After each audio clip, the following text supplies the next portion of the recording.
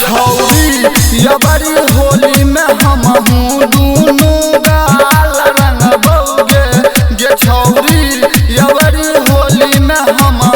दूनू गाल रंग बौगे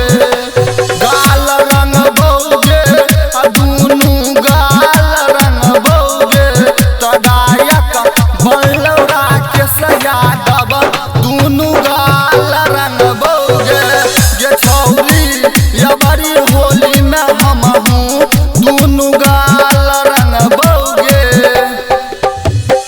डीजे विकास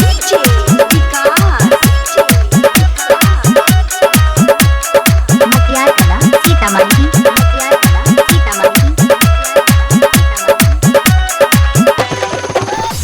तोहर चढ़ल छौ जवानी तू करे छी खूब मन मानी गे छौरी करे छी तू मन मानी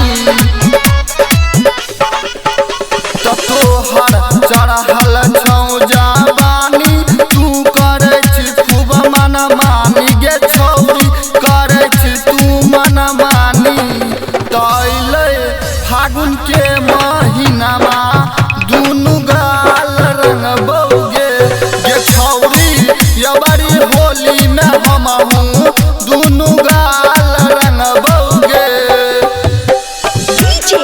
विकास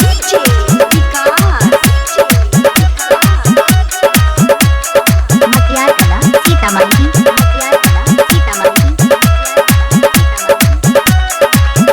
तोरा राजकुमार लिखो ध्यान से तोहर गाना गे छौरी लिखो ध्यान से गाना तोरा राजकुमार लिखो ध्यान से तोहर गाना गे छौरी लिखो ध्यान से गाना तो गायक